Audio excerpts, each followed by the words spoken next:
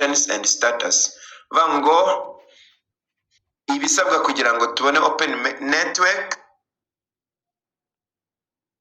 Mwiriwe cyangwa mwaramutse bitewe naho muri, nishimiye ko tugiye kongera kuganira. Mu by'ukuri amakuru arimo acicikana menshi atandukanye. Rero uyu munsi reka turebe icyavuye cyangwa icyavuzwe kuri uyu munsi. Hari itangazo rero Dr. Nicolas yatanze, mu by'ukuri muri kubona muri dashboard zanyu. Yavuze muri rusange ko iyi Pi today cyangwa uyu munsi wa Pi wa kabiri ari umunsi wa nyuma. Yavuze ko open mainnet cyangwa kujya ku isoko kw'iri faranga bizaba mbese muri uno mwaka, ko uyu munsi ari uwa nyuma mbere y'uko iba. Rero yavuze ko n'umushinga maze kugera kuri byinshi kandi ko ashimiye abantu ko bihanganye muri imyaka 5 ishize. By'ukuri abwira ko ugiye kujya ku isoko ariko ko hari ibintu bitandukanye barimo bakora, kandi ko nunajya ku isoko bitazaba birangiye, hari ibindi bazagenda bakomeza gukora. Rero uyu munsi ngiye kubabwira muri make iryo tangazo icyo ryavugaga.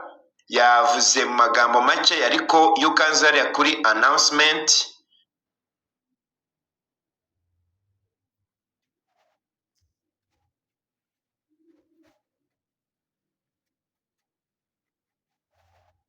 murayibona hariya ibumoso muri dashboard zanyu. Ubona nyine ko handitse announcement, ahandi ku ruhande handitse challenge tuzayigarukaho ejo.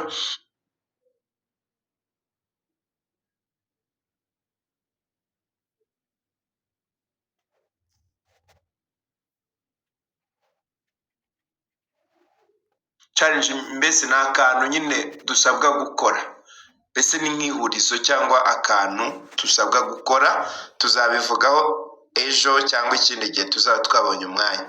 Rero iryo tangazo ryatangiye gutya: Pi today 44 marks an essential milestone for Pi network.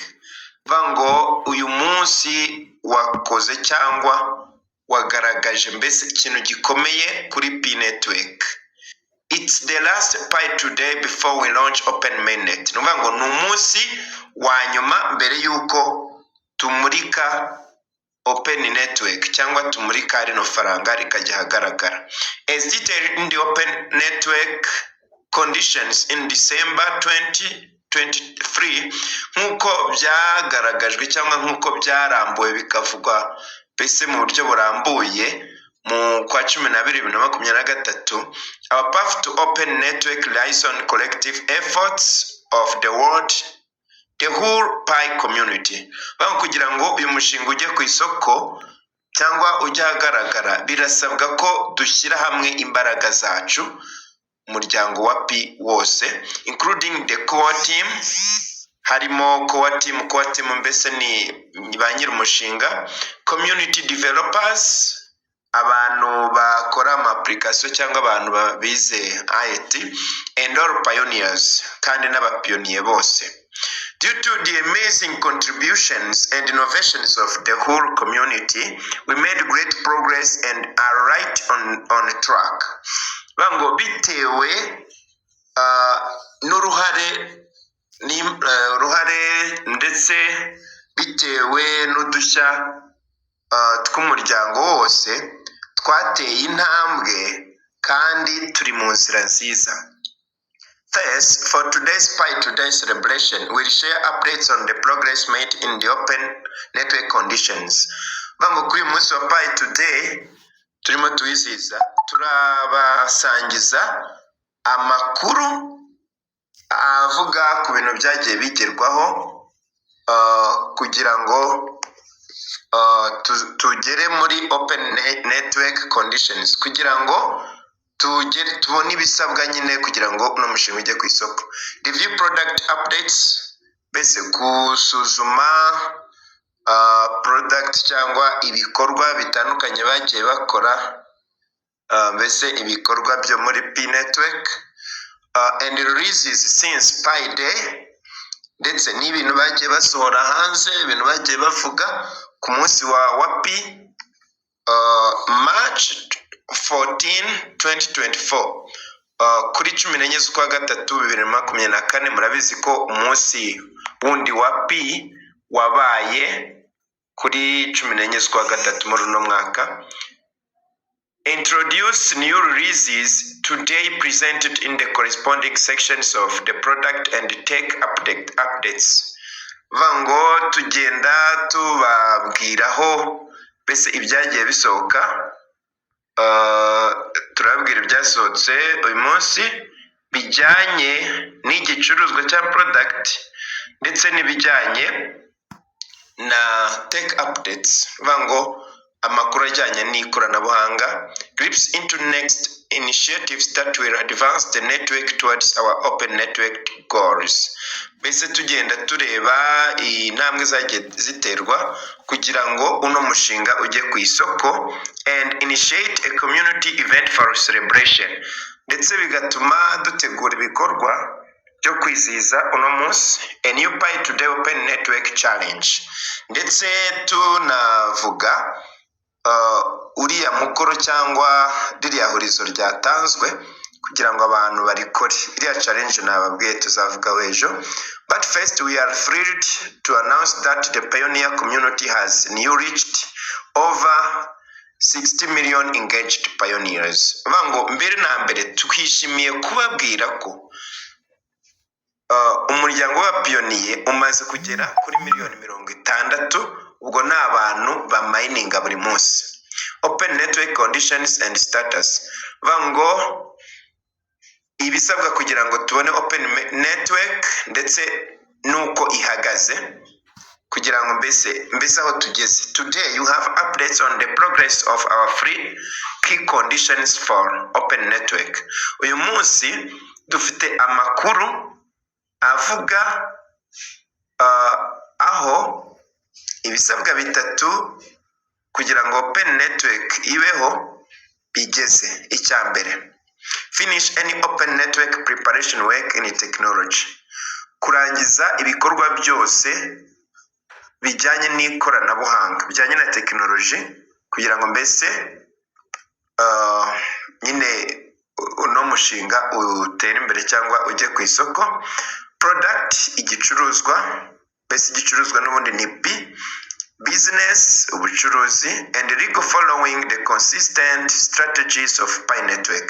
N'ibintu bijyanye n'amategeko. Murabizi ko habayeho kugenda basaba nyine ibihugu bitandukanye ko byemera ko uno mushinga ukorera muri byo. Urumva ni ibintu bijyanye n'amategeko kugira ngo hatazabaho wenda bihano. Urumva ibyo byose ni icyo bintu bese barimo bakoraho kugira ngo uno mushinga ujye ku isoko. The core team continues to stay on a track for this goal. Bango core team ikomeje kuguma muri iyo nzira kugira ngo iyo ntego igerweho. The majority of this announcement in the next sections will be dedicated to the progress made and some feature initiatives in the various areas of the project moving towards open network. Bango ibintu byinshi cyangwa ahanini muri rino tangazo mu bice bikurikira biraba ibijyanye no kureba intambwe zatewe bese n'ibintu bishyashya bazanyemo kugira ngo no mushinga ujye ku isoko cyangwa habeho open network. Tujye kuri condition ya kabiri, meet network KYC migration and utility creation goals. Vango icya kabiri ni ugukora KYC. Murabizi abantu benshi batagiye bayikora cyangwa bayikoze hakabamo kibazo ugasanga nyine ntago yarangiye. Vango ibyo nabyo ni ibintu bigomba gukorwa ndetse bikarangira. Migration ni ukwimurirwa Pi kwa kundi ubona bakwimuriye Pi, and utility creation goals ndetse n'intego zo gukora ibintu bituma nyine no mushinga ugira umumaro cyangwa ukora rino faranga rikora rikakora nyine rikagira ahantu hatandukanye. When setting our timeline, igihe turimo tugena igihe cyangwa dushyiraho igihe.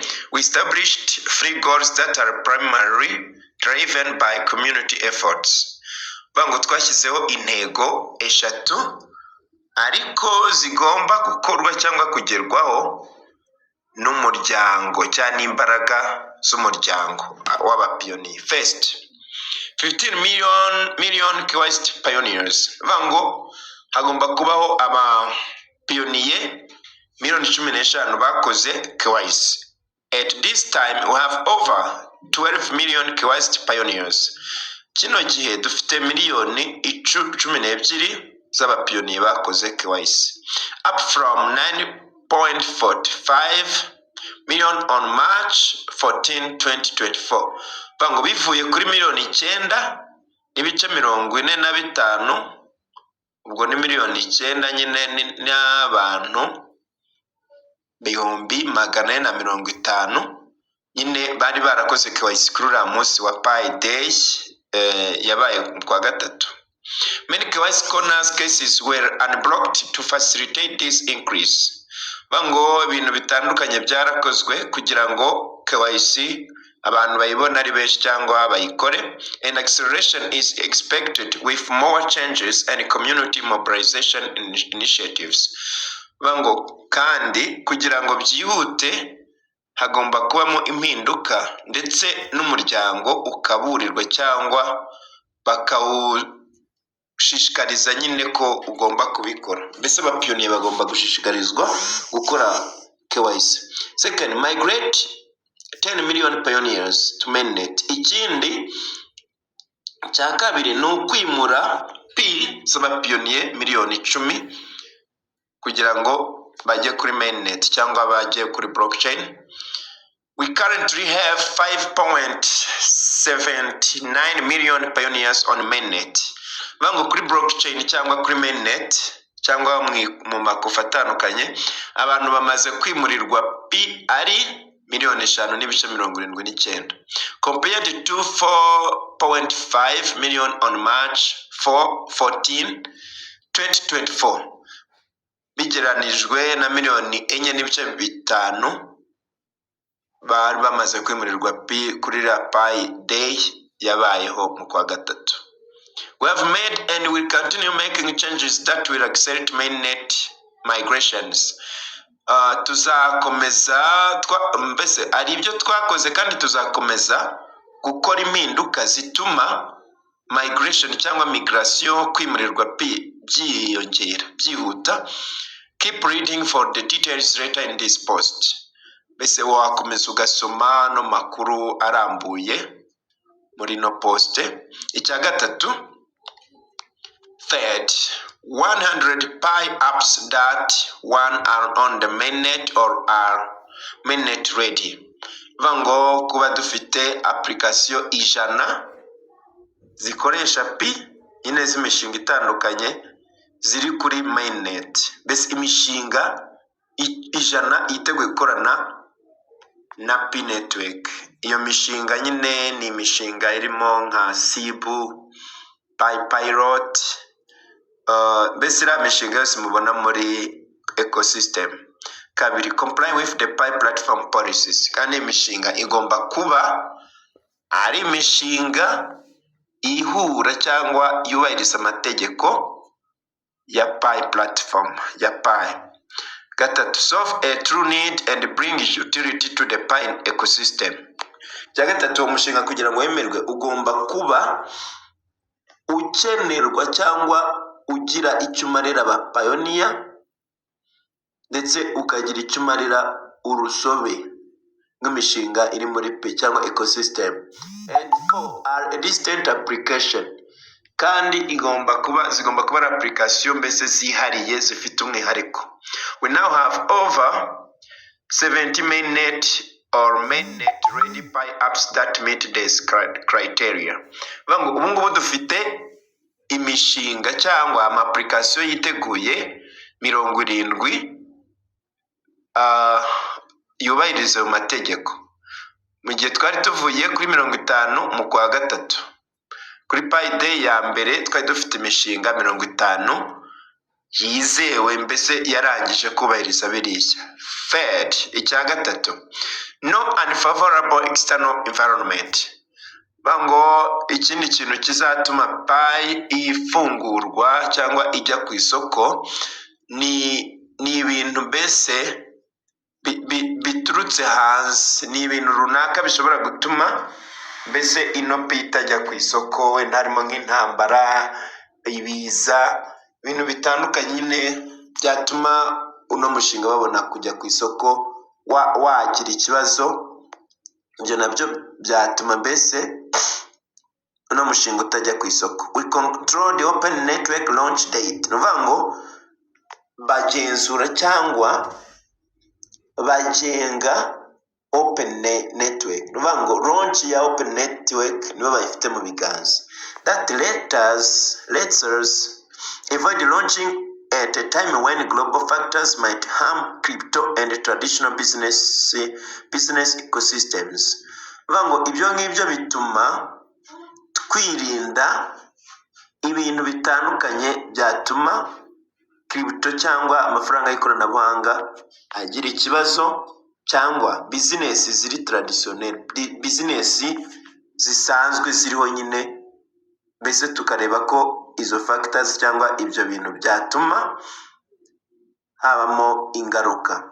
While we don't anticipate any such events currently, ubu ngubu nta gikorwa gihari tubona cyangwa nta kintu tubona cyatuma tutafungura, we won't ignore them. Ariko igihe byaboneka ntago babisuzugura either. We will work to ensure our launch is timed for the best results for the network. Bango tuzareba neza ko launch cyangwa gushyirwa ku isoko bijyana n'ibisubizo byiza kuri network cyangwa kuri Pi network. That's the summary. Here are the details. Bango iyo ni impine cyangwa incamake. Ahangaha harimo amakuru arambuye.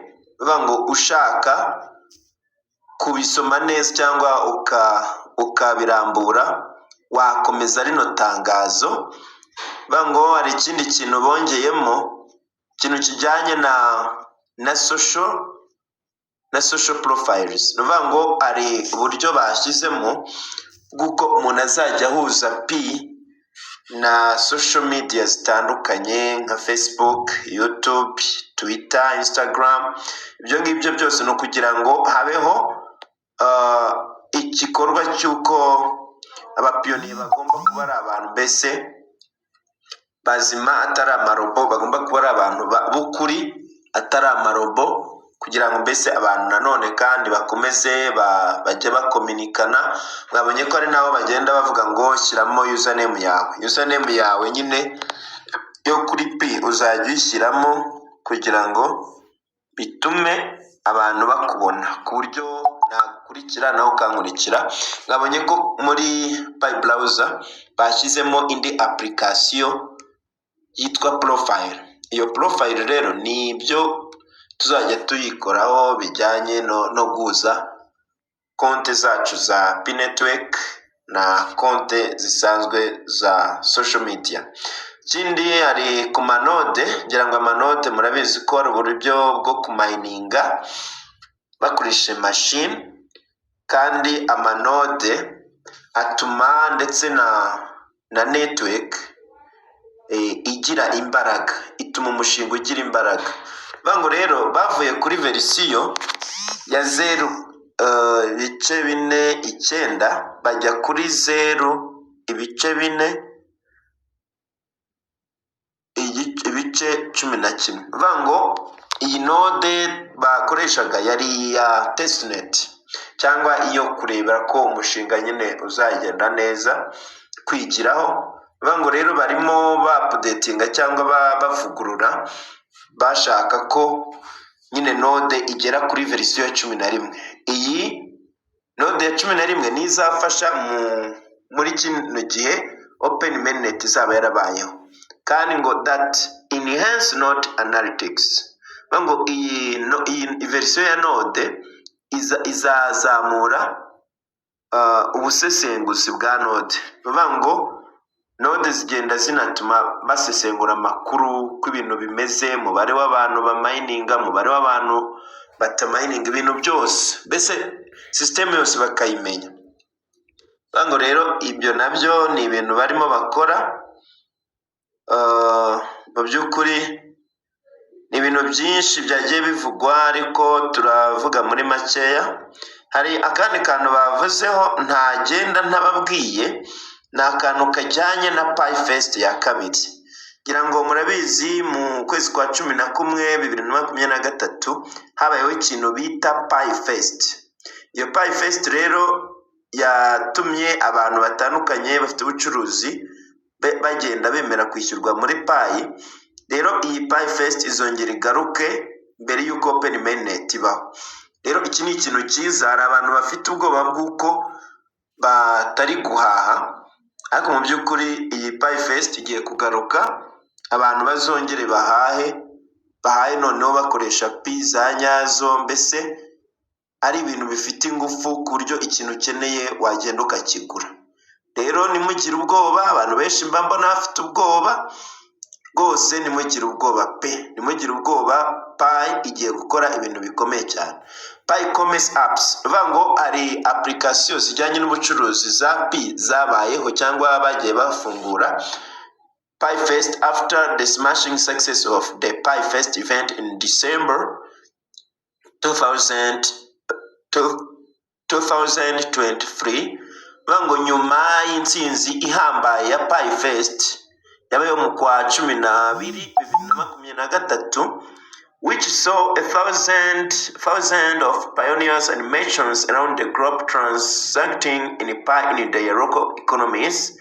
Bivuga ngo yatumye abantu b'abapiyoniye n'abacuruzi ku mubumbe nyine w'isi bagenda bacuruza cyangwa bakira Pi, abandi bishyura Pi bakoresheje nyine Pi mu bucuruzi buri lokale cyangwa bw'ahantu nyine hatandukanye. PyFest is coming back in the near future. Bivuga ngo mu minsi iri imbere PyFest igiye kongera igaruka, but this time with an exciting twist. Ariko iki gihe ngo izaba imeze neza cyane, ihambaye. Pioneers will be able to use the Pi Commerce apps created by the Pi Commerce Hackathon.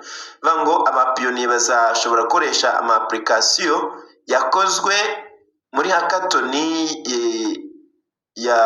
y'ama application ajyanye na Pi mu bucuruzi. Participants to list and to find the local stories. Bivuga ngo abantu bazajya nyine bashyiraho ubucuruzi bwabo, ndetse n'abantu babashakishe bababone. Tuvuge wenda niba ucuruza wenda nka boutique, ube wavuga uti hano nemera kwishyurwa muri Pi, icyo gihe abapiyoniye bazajya baza noneho bakugurire kandi nawe nta kibazo uzagira. This will be a great step forward in Pi's integration with local commerce worldwide. Bivuga ngo iki kintu kizaba ari ikintu gikomeye mu gushyira Pi mu bucuruzi bwo ku isi yose, nyine mu isi yose, buri lokale, mbese buri ahantu runaka ariko butari international. Watch out for details and for event announcement in the coming months. Bivuga ngo mutegereze amakuru arambuye kandi mutegereze n'itangazo y'igikorwa cyose mu mezi ari imbere. Aka kantu abantu ngira ngo bamwe ntago bakabonye, ariko aka kantu nkagarutseho kugira ngo nkababwire, kugira ngo bitume mumenya ko Pi igiye gukora amateka. Ngira ngo mbabwire ko nyine mugiye kuzongera nyine mukajya muhaha, kandi bya nyabyo atari bya bindi byo kugerageza, ku buryo nta kibazo abantu bazagira.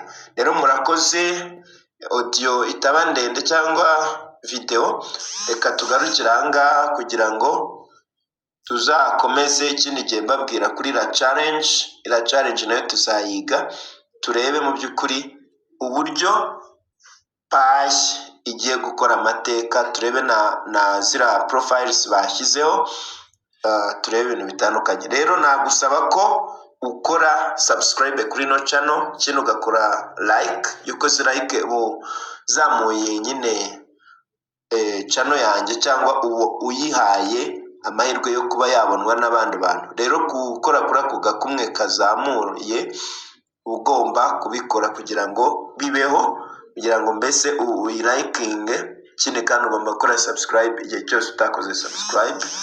Rero ntago navuga byinshi kugira ngo inoti itaba ndende, ariko reka tugerageze turebe ibintu bitandukanye turimo dusabwa. Harimo n'ikintu kijyanye no gukora mainnet checklist, nuvuga ngo ni za step 8 zose ugomba kuzikora zikaba icyatsi. Noneho iya 9 ni ukukwimurira pizza zawe bakazimura, noneho ugasigara wera, pizza zawe zikaba ziri hariya mu ikofi yawe. Ndetse mu ikofi mwabonye ko hari ikindi kintu bongeyemo kijyanye na new lockup, ko wafunga pizza ibundi bushya. Ibi nabyo bifite inyungu, bango nufunga pizza zawe bazajya bakungukira. Murakoze rero, Imana ibamugisha. Dukomeze twishimire ibimaze kugerwaho muri P Network, n'ibindi bizagerwaho byinshi cyane. Tuzabona byinshi tutigeze dutekereza muri P Network. Uyu rero ni Jingo Nyemazi. Imana ibamugisha mwinshi. Murakoze cyane. Ciao ciao.